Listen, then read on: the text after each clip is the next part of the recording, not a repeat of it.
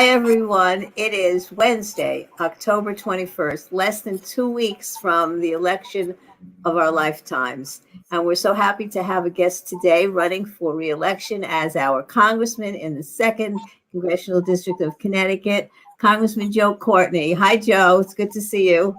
Hi, Sheila. Same here. Okay, hopefully so we'll do this Joe, in the studio sometime soon.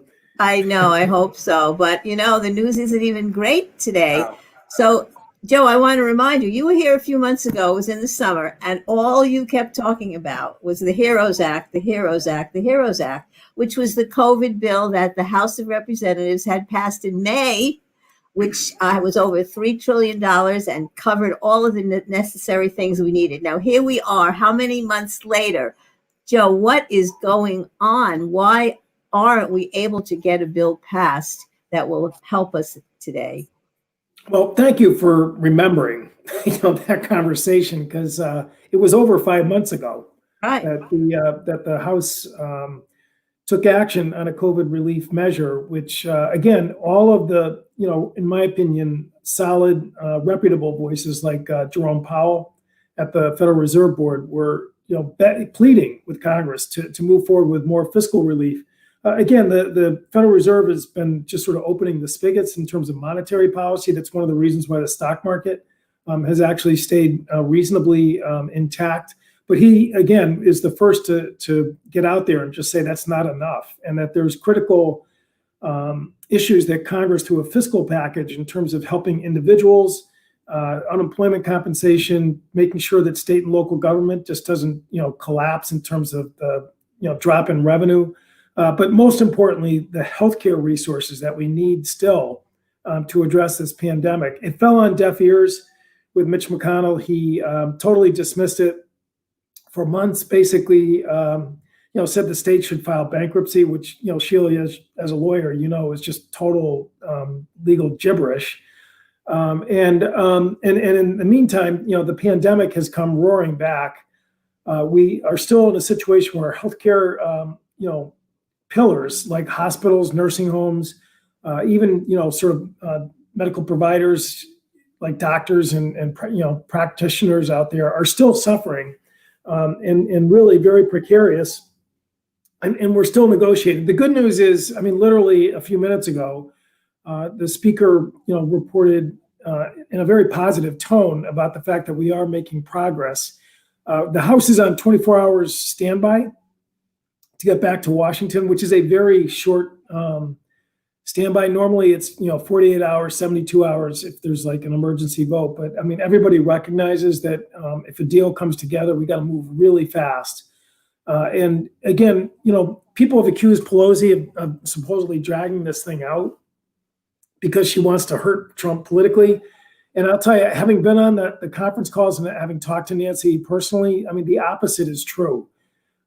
She, first of all, I think is still primarily concerned about the well-being of our fellow citizens and really does care about all the groups that are still hurting out there, and very much concerned about making sure that we've got the healthcare infrastructure to deal with a second wave of coronavirus. But even more importantly, from a political standpoint, I think she has made the correct calculation that it's important for Joe Biden, after he gets elected president, which I think he will, to basically have this off the agenda. That that we've got again the kind of COVID relief which will keep the lights on and allow a new administration to have an opportunity to stand up a government without having this critical emergency staring him at the face in day one, which it will be if Congress fails to act. So as I said, hopefully these positive signals are going to come true, and again, it will be of so much importance in terms of people who are really struggling to pay their bills, their rent, the ability of governments to make sure that we've got critical resources like public safety and education and health, really fully stabilized and ready to respond to it. Again, I think it's going to be a rough couple of months as the weather gets colder. People go indoors. We're already seeing the positivity rates, even in Connecticut, which had made so much progress during the summer, is starting to spike up again. And a vaccine is just not going to be really fully deployable for a country of 330 million people till sometime, probably the middle of the year next year at the earliest. Okay, so is it your prediction, Joe, that despite what we're hearing this morning about Mitch McConnell saying he doesn't want a bill until after the election, is it your prediction that a bill will come to pass in the next couple of days? That we will So, get again, and first of all, the threshold question is there going to be a deal? And Nancy Pelosi is somebody who is very careful about her language. And I mean, I think she understands, that people really are listening. Markets are listening. And for her to be sort of reporting progress, for example, in the area of testing and tracing and healthcare, I mean, that piece of the package is now settled. I mean, they have, shaken hands, they've come to agreement. So for her to be talking like that, I mean, to me, shows that this is not just,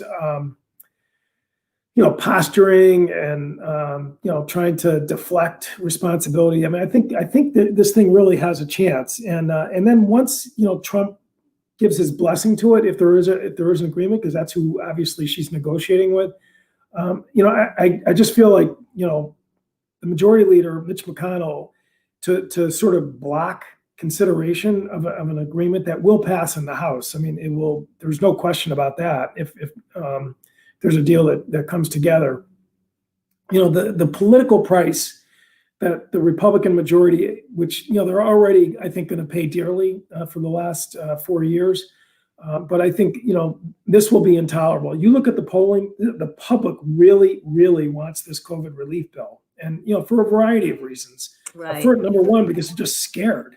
Right. In terms of where the pandemic is, but there's important resources for them that will directly benefit them, and they want that. Right.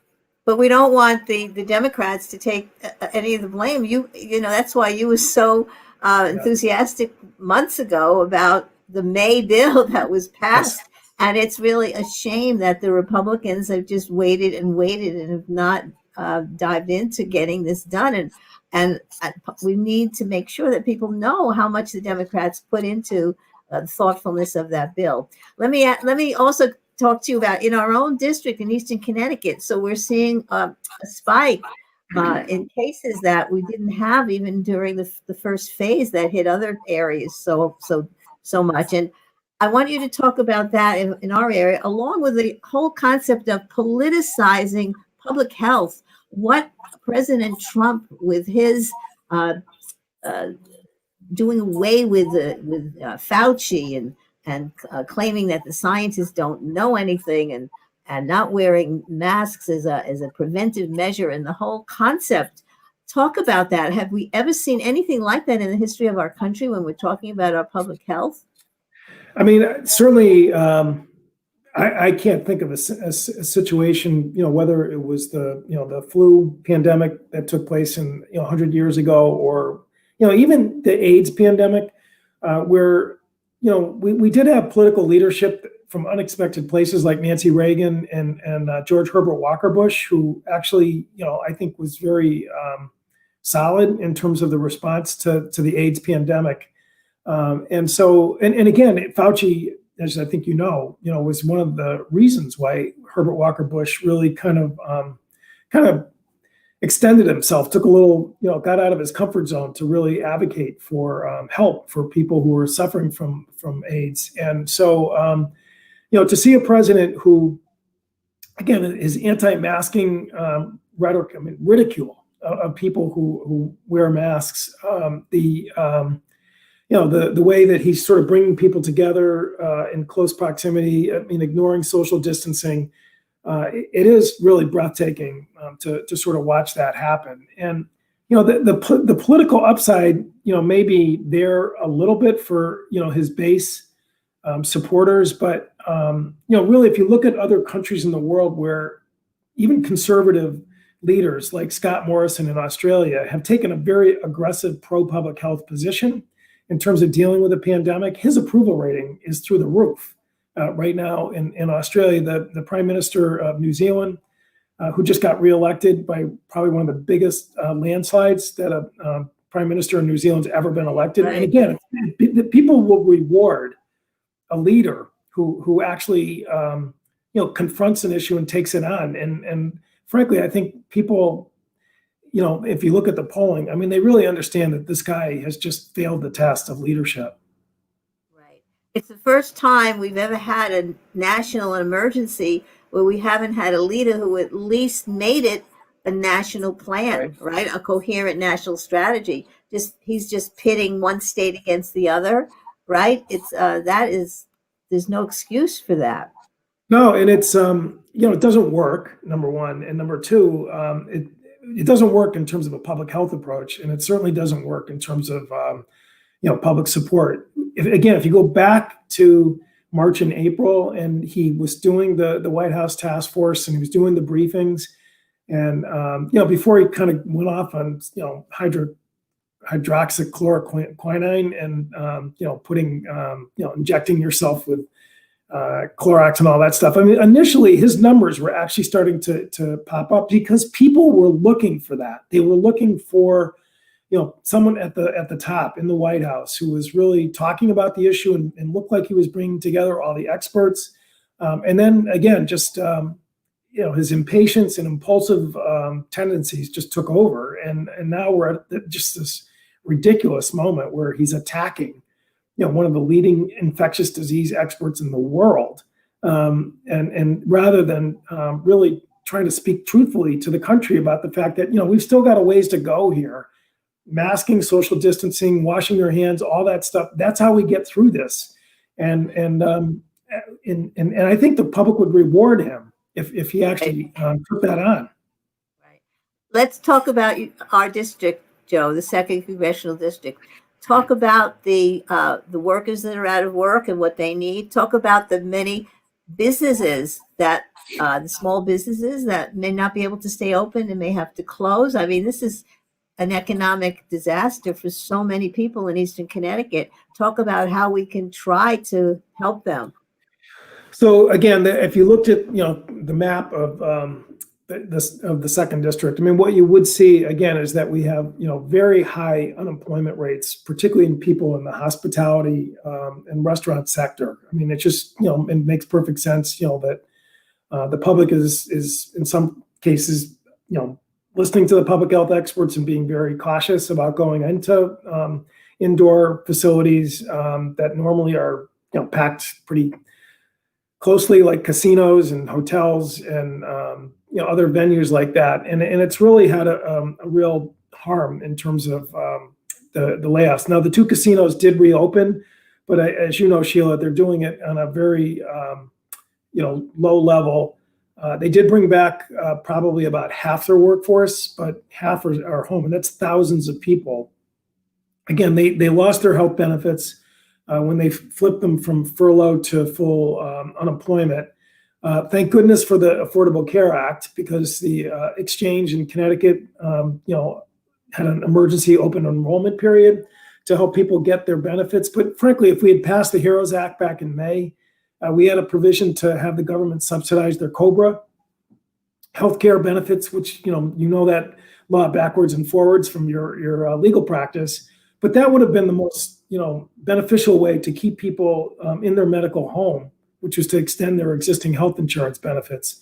So again, kudos to the exchange for trying to step in and be a safety net as far as that goes.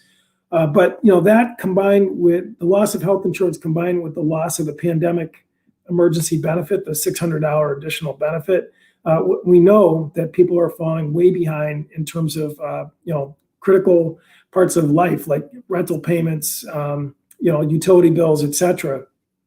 The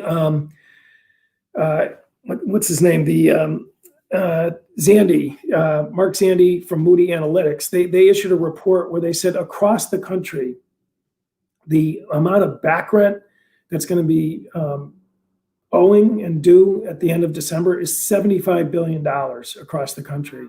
And the eviction moratoriums, which are obviously were critically important as a public health measure.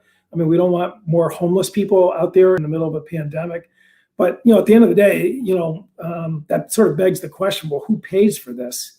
And within the HEROES Act, we actually did have a chunk of money for rental assistance. Again, that really would have ended up in the pockets of landlords, which who deserve it. I mean, that's, they own the property, they rented the property. They should not be, faced with a situation where they get nothing during an eviction moratorium, which again, once that ends, would create just an absolute tidal wave. So that rental assistance, which was included in the HEROES Act, and which I think is still alive in the negotiations right now. That's just simple common sense, because the end of December is when the moratorium ends, that Governor Lamont put into effect, and also Trump put into effect in other parts of federally subsidized properties.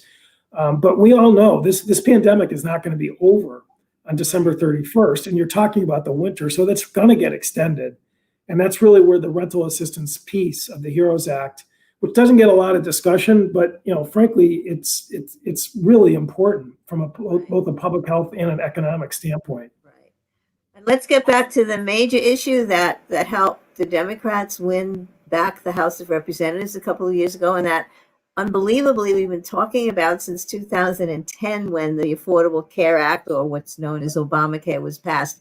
The Republicans have been on the rampage 70 times trying to repeal it in the House of Representatives, in the Senate, without, this is what I want you to emphasize, Joe, without giving a reasonable alternative, not coming up with their own plan, but yet trying to repeal it. And they're at it again.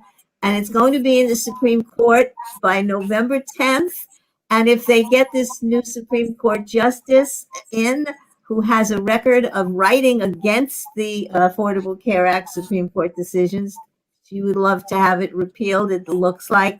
What are we going to do? I know in Connecticut, we've kind of codified it, right? We've got it in Connecticut, but what about repealing it and having better health care for every American? So, unfortunately, that scenario, which you just described, is, very high probability. This Texas case, which again was the sort of judicial attack on the Affordable Care Act, which initially I think most legal scholars kind of dismissed as, really, very fanciful and not grounded in terms of any real concept of judicial or legislative interpretation, has been making its way up through the courts. And you're right, on November 10th, it's scheduled for oral argument. Amy Coney Barrett has written about the case, which was decided by one vote when Justice Roberts, ruled in favor of keeping the Affordable Care Act, and she's been pretty scathing about the legal reasoning that he used there as an originalist. Which is a very, radical judicial philosophy based on, that we're supposed to, operate our constitutional system on whatever was, the understanding back in the 1700s. Pretty wacky stuff, actually, when you think about it. But again, that is a major threat to the Affordable Care Act after the argument takes place in November. So, assuming they follow the circuit court, strike down the entire law just because of one legislative change that was made during the Trump tax law, which is really what the genesis of the case is. Congress, I don't think, is completely helpless, but there is going to have to be, a different sort of structure put into place in terms of, how you guarantee health insurance as a national program. One interesting exchange which happened with Coney Barrett didn't get too much coverage, but Dianne Feinstein asked her, whether or not, based on her originalist philosophy, Medicare is unconstitutional. And it's a really amazing exchange because, Sheila, that is just the most preposterous idea. But some of her originalist law professor colleagues have actually written articles basically saying that Medicare is unconstitutional because, healthcare doesn't, there's no specific reference in Article 1 in terms of Congress's powers to create a healthcare system like Medicare, which is now about 70 years old. But again, with this kind of approach to judicial decision making, frankly, almost everything's at risk. But I do think, we're going to see a congressional response. There's no question about it. Again, I think Nancy Pelosi is going to be the next Speaker of the House. This is her number 1, 2, and 3 priority is to, provide a national guarantee universal health care coverage program. And we're going to have the best minds possible, putting that together. The state did do some backstop legislation here, but I think it's important to remember the state insurance laws don't cover every type of health insurance plan. ERISA preempts state insurance laws. So ERISA plans, which, for example, Electric Boat is, their health plan is an ERISA plan. So all the protections of the Affordable Care Act about pre-existing condition, age 26 coverage, no lifetime limits, all those provisions which are now applicable to ERISA plans, if this court case goes the wrong way, I mean, the devastation is much bigger than just individuals who signed up in the Obamacare exchanges. Right. So the Republicans, not only they've been trying to destroy the Affordable Care Act for 10 years, they've also really, Joe, over the past 50, 60 years, been trying to undo Medicare and privatize it. I mean, we have it, and it's an institution that is very, very popular, important to a huge swath of our citizenry. But the Republicans don't want that either. So the importance is now we have to take over the Senate, because if the Democrats hold the House, which everyone predicts they will, the major thing is you need a Senate where you can pass legislation, right? McConnell hasn't. How many bills are sitting on McConnell's desk that he has not even allowed to come up for discussion? So that we passed about 600.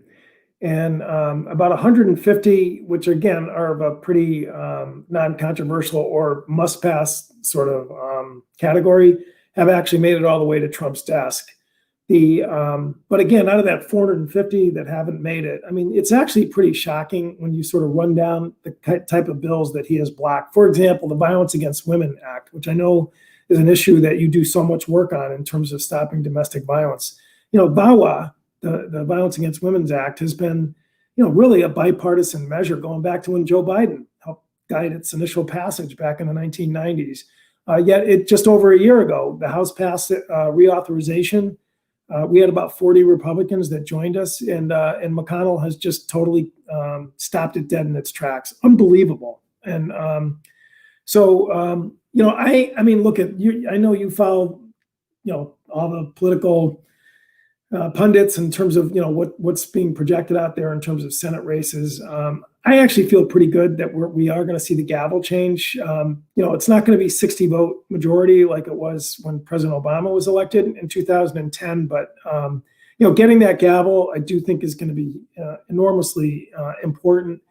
And whether or not they fiddle with the filibuster rule, I mean, obviously I don't know. I don't have any inside knowledge in terms of what Chuck Schumer is thinking, but that may actually be a way that some of this bottled up bills, like universal background checks, which 80% of the public supports, or protecting DACA kids from being deported, which again has huge public support. I mean, all this stuff is just sitting in McConnell's inbox.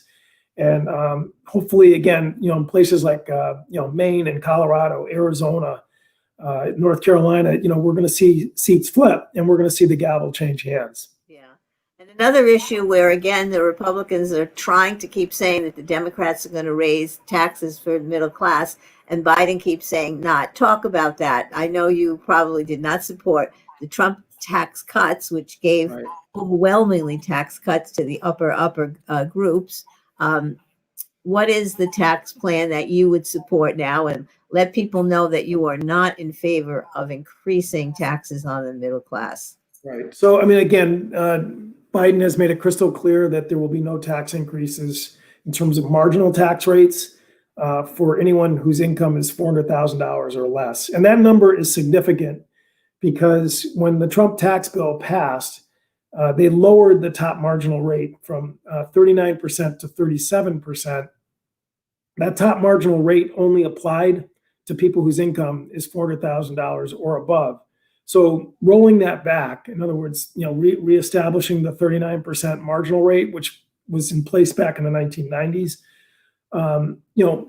is what he's talking about when he says that. And there were other parts of the Trump tax bill, which again really affect places like Connecticut, the elimination of the state and local tax deduction, or capping it at $10,000. Again, there's no question that that's going to get revisited with Democratic majorities. Again, that hit states like Connecticut very hard, as you know, Sheila, and again, I think the corporate tax rate, which was brought down from 35% to 21%, frankly, that was beyond what even the U.S. Chamber of Commerce and other business groups were really asking for.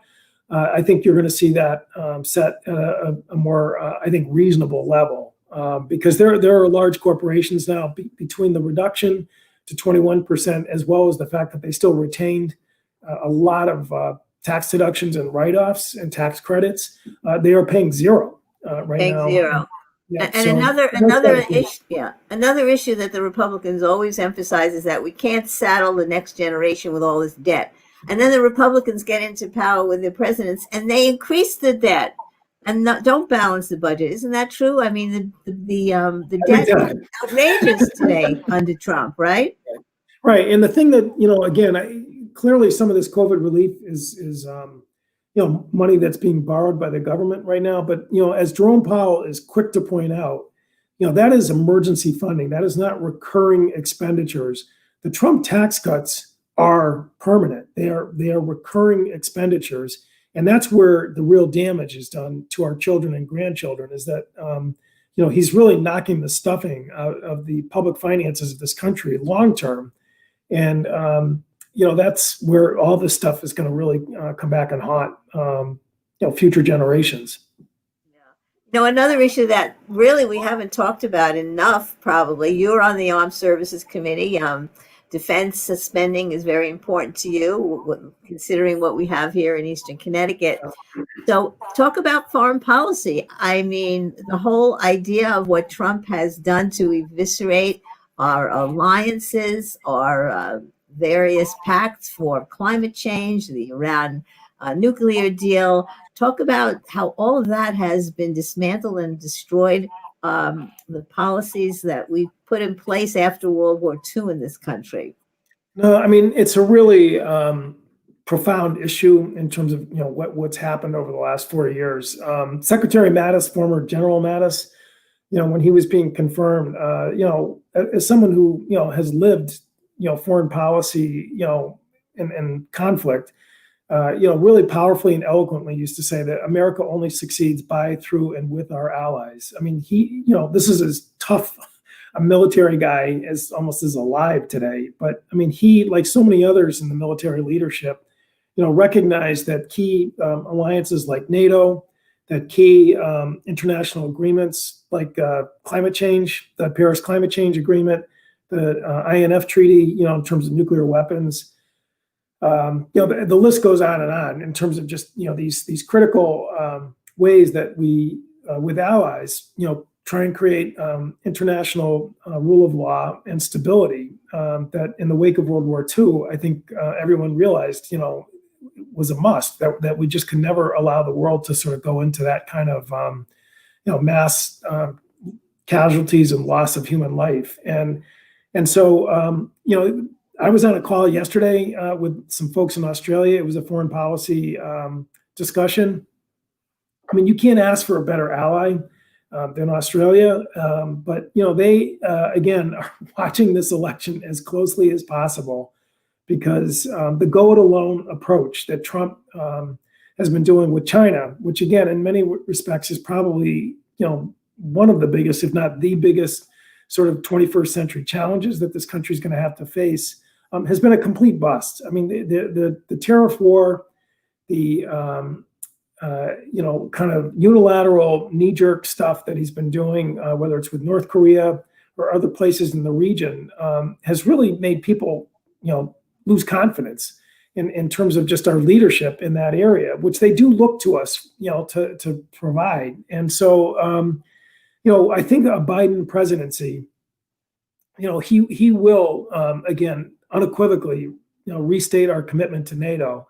He will, I think, go to the Indo-Pacific region and reconnect with allies who, again, are really confused about, where does America stand on a whole bunch of issues. He will stand up to China's trade practices, but he won't do it in a go-it-alone way. He's going to do it in collaboration with the neighborhood. And frankly, they are really looking forward to that. They want that. But what they don't want is, a president who's just sort of slapping a tariff here, slapping a tariff there, lifting it in exchange for some deal about buying, one product like soybeans or whatever. That is just not the way to conduct foreign policy. We need to reform the World Trade Organization. Again, our allies are really looking for that kind of approach rather than the go-it-alone approach. Right. And then, of course, we touched on the issue of climate, the Paris Accords that he took us out of. And we've seen the wildfires and the extreme storms and so many indications of the climate change issues. And yet we have people in the White House and in the Republican Party who, again, politicize these issues and don't follow science. Talk about how important that issue is. Even in Connecticut, we had our power outages, and we're dealing with accountability of our power companies and so forth. Yeah, we actually had a hearing with the Natural Resources Committee recently because we're trying to get an update to the Magnuson-Stevenson Act. That's the fisheries law that is, actually a very important provision for our fishing fleet that still is hanging on by its fingernails down there in Stonington and other, parts of New England that's there. And, what ended up being the dominant topic in the hearing, and again, we heard from people who are out there on the boats and in the yards, is that the sea temperature changes that's happened, particularly in the Northeast, where water temperature rise has driven lobster north. I mean, that's just a fact. I mean, the lobster catch that exists now in Long Island Sound is just a fraction of what it was when, frankly, not that long ago. And we're also seeing mid-Atlantic fish showing up in our waters, which again, were never sea bass and flounder, summer flounder, other species that were never up here before. And all the quota limits are out of whack because they were developed at a different point where the species migration hadn't been happening here. So, I mean, it's right in our own backyard is what I'm simply saying is that, and the science is really what we need to guide us in terms of how we address it. Again, I think the Biden climate change platform, which recognizes that there are real jobs here in terms of, promoting renewable energy in a state like Connecticut. I mean, we're never going to produce oil or coal or anything like that. I mean, there are great opportunities here if we can get that darn wind turbine project straightened out, which I know the governor and the mayor are working really hard on. But I mean, there's a classic example of where good building trades jobs are going to be available once that wind turbine facility gets stood up and the turbines get built down there, and it's going to power Connecticut homes with renewable energy that replaces natural gas and fossil fuels. And I mean, there's just one example of how this can really make a difference right here in southeastern Connecticut. Okay. Let's talk about voting rights and the whole issue of our votes this year during this pandemic and the way that the President of the United States has told the American people that he's not giving us his assurance that we can have a peaceful transition of power. I mean, the last time I looked, that was the definition of a democracy and not an authoritarian dictatorship, right? How do you make sense of that in America?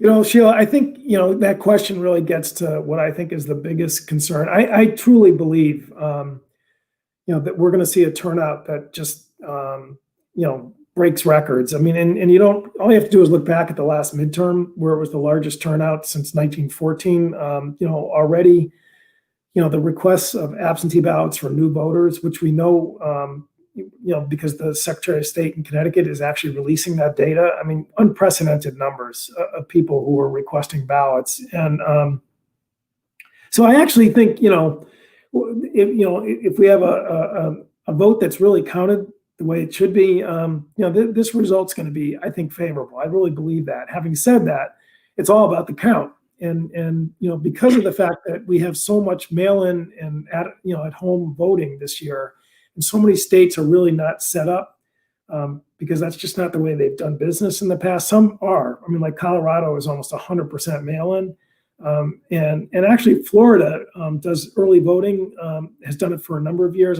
That state is probably less concerning, at least in terms of the count. I mean, the governor is still, trying to block people from being able to vote, with, some of these phony claims about, felons being allowed to vote. The law allows them to vote if they've completed their sentence. I don't know if you saw that, but that's the latest thing that DeSantis is doing down there to try and depress the vote for Biden. But anyway, I mean, the period of time from the 8 o'clock on November 3rd, into December or January, in many ways, I think is going to be the real sort of moment of truth for President Trump and this country, because you're absolutely right. The peaceful transfer of power. It's one of the great scenes in Hamilton, when George Washington gets up and talks about, leaving office and creating an example for our country. That is like the crown jewel, of a democracy, of a peaceful, nonviolent democracy. And his comments were unbelievable. And the fact that Amy Coney Barrett would not actually publicly, just come right out and say to Cory Booker when he asked that question, I mean, it was unbelievable. Actually, because we remember some of the most gracious speeches were given by the losers. Yes. Remember in 2000, after Al Gore lost, when the Supreme Court stopped the counting in Florida and the election went to Bush, we didn't go to the streets. He made one of the most gracious concession speeches, one of the most gracious concession speeches. And Hillary Clinton did the same thing. She won almost 3 million more votes, the popular vote. And yet she came on and gave a gracious acceptance speech and congratulated Trump and said she hoped he would do a good job. What are we coming to? We have a human being. I don't even want to call him a human being. I'm sorry. We have someone in the White House who graciousness is not in his DNA. It's unbelievable. Well, again, I think Joe Biden's comments that we just need to win with overwhelming numbers, I think is really the most powerful way to really avoid any sort of confusion or doubt, which is clearly what I think would probably be the playbook if it's a close election and not going his way. And right. Every call that I've been making around the district, I've been trying to check in with the registrar of voters, see how it's going with them. And the good news is I think, setting up the new law that allows them to start counting absentee ballots at 6 a.m. Right. On election day rather than waiting till 1 o'clock in the afternoon. A lot of the registrars I've talked to felt very confident that that's going to give them an opportunity to really get on top of the volume and have a result in a reasonable period of time. So we hear about suppression of the votes, as you were mentioning in Florida. The felons were supposed to be able to vote just because they concluded their sentences, and then right. the Florida passed a rule saying, "Oh, you got to pay your fines first. You can't vote until you pay all the fines that are due from you." And then ex-Mayor Bloomberg is trying to go down to Florida and help people by contributing toward those fines so they can vote. But you're right. But even in Connecticut, although we have an excellent governor and Secretary of State, I'm nervous about things that have happened in New Haven and in Bridgeport. Why were people waiting online for hours and hours to vote? We don't want that ever to happen. Why aren't there more polling stations? I mean, around the country, we see around the country, they're cutting back hundreds of polling stations in various states. That kind of thing should never happen in Connecticut. And I don't want to see lines in New Haven and Bridgeport and Waterbury for hours and hours so that people lose heart and can't vote. Why is that? And plus, it's not a good situation in the middle of a pandemic, to have people sort of standing close to each other. Right. Again, one overlooked feature of the CARES Act is that we actually did include about $400 million for election officials around the country. And, a lot of the good stuff that's happened here, the drop boxes, the, universal mailing for applications for absentee ballots, most of that was funded through the CARES Act money. The HEROES Act did have additional funding, and that would have, I think, helped, with the problem that you described, Sheila, of providing sort of more places for people to vote, and more infrastructure so that they could take the pressure off. And unfortunately, I mean, that piece is just, it's too late for that to be included in a COVID relief bill. But again, with a new majority, the first bill of the last Congress, when the Democrats took over, HR 1, the We the People Act, had, again, a lot of electoral reforms to, again, facilitate voting, make it easier. I think that, Election Day should be a national holiday. I just think that, people should not have to be juggling work and family schedules with, their basic democratic rights. And but again, looking at 2018, looking at the turnout that took place there, looking at the early numbers that are coming out here, I just feel like, there are people who are ready to march through brick walls, to get out and vote this year. Right. Yeah. And maybe turns out Connecticut is one of the only states in the country that doesn't have any kind of really early voting. Right. We're doing a lot of absentee voting now early. Hopefully everybody's doing that, getting those ballots in as early as possible, putting them in the ballot boxes rather than mailing them. Because again, because of the Trump administration, we're frightened that perhaps the post office, one of the most important and best institutions in our entire history, is somehow sabotaging our voting. I mean, why can we, even to mention that is just unbelievable, right? No, it is. And I mean, up in Enfield, when the primary occurred last August, the post office delivered about 230 ballots 2 weeks after primary day. 238.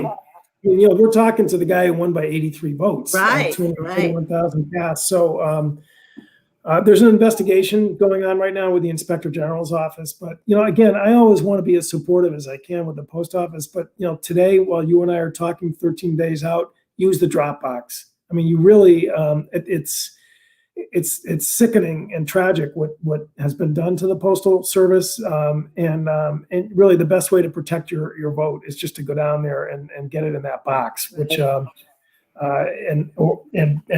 know some people who are insisting they just want to vote on election day because they are even nervous about the drop box. But I actually feel like, those things are, right. With cameras and security, I think they're a safe bet. And the other thing that you could never conceive of is not being afraid to go to the polls because maybe people are coming there to intimidate you, or there's violence, or your governor, there's a plot to kidnap your governor and put her on trial and kill her. And I think people in Hartford, Trump people, protesting the COVID rules that Vermont has had. Shall we worry about our governor in Vermont being prey to some of these groups? I mean, this is unheard of in America. Yeah, I mean, I was with Ned yesterday. We were down in Groton doing a shellfish event about CARES Act funding, which we were able to finally get USDA to give to them. But he's got a good security detail. He's really actually in some ways his strongest attribute is just his good-natured, way about him, where he. I've been with him where people have been pretty upset in his grill, and he does not. He really takes it pretty amiably, which is a real talent, in my opinion. For some people. The governor of Michigan is the governor of Michigan is a terrific person. And she is a great person. A good but look what mostly. Again, it's even the FBI and all of the intelligence community say it is the right-wing white supremacists that are the greatest threat in domestic terrorism in this country. And I just hope that we don't have problems on election day, and more people will send those ballots to the ballot box through their absentee voting.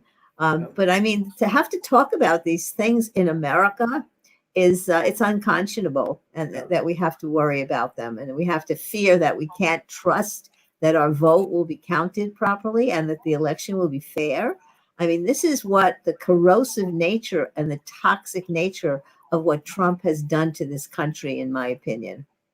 And again, that's where I think in some ways the most critical moment is going to be really when the polls close. And the country is now, going to be relying on the media to report results and relying on election officials to report results.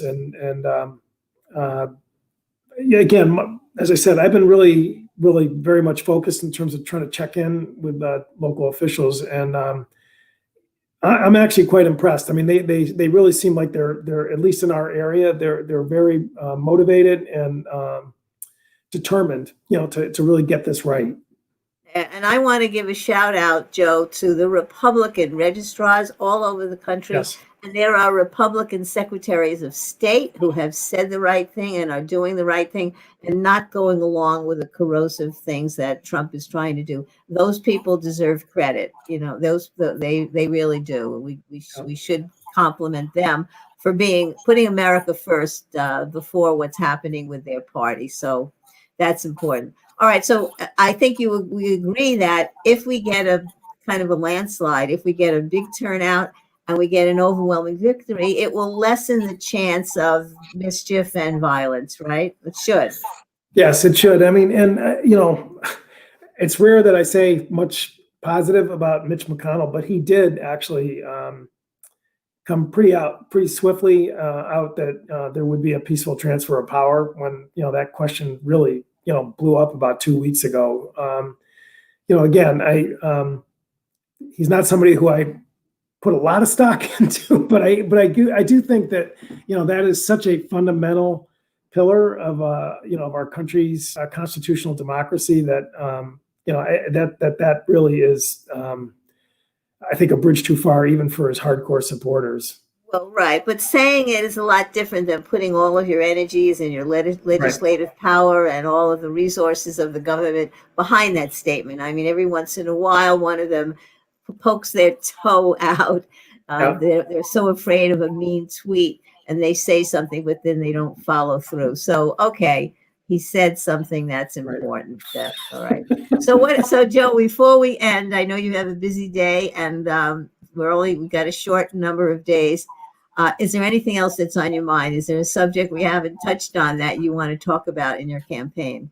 So, I mean, again, I think, one of the biggest issues that we have been engaged in is really, the amazing work that our public schools and public educators are doing out there in the middle of COVID. This is really tough stuff for them in terms of, juggling, hybrid learning, virtual learning, in person, trying to, really keep kids engaged. And again, we saw some pretty troubling numbers in Connecticut about 5,000 kids who are supposedly all virtual and haven't logged in once in the school year so far.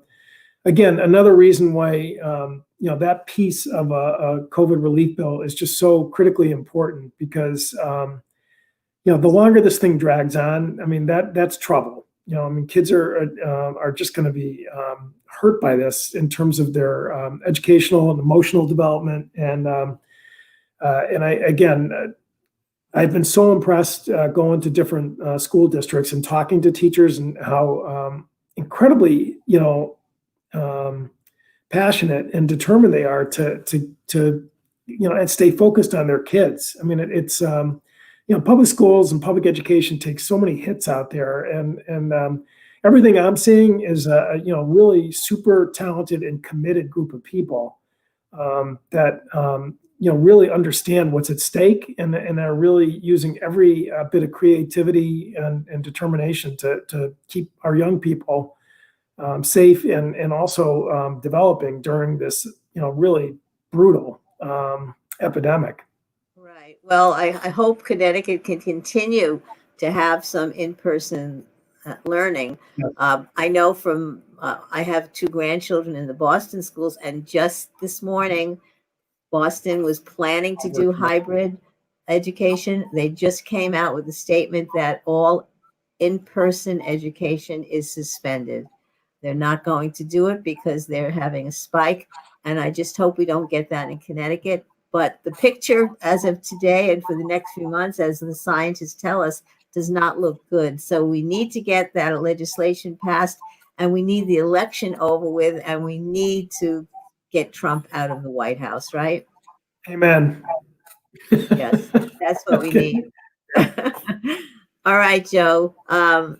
So this is you've been in office since 2006 when you had a landslide, and that you know the importance of every vote counting. Really, Yes. it's so critical. So good luck on the trail. Actually, I'm going to watch you tonight at a forum, because that's what you're doing these days, getting the word out virtually, right? Right. It's not easy to campaign in person at this point. No, and again, I still have people to this day who remind me that they were one of the 83 that Right. made me go to Congress, and it's still. I mean, again, it's a great district. I think I've got a great team. We have done amazing Right.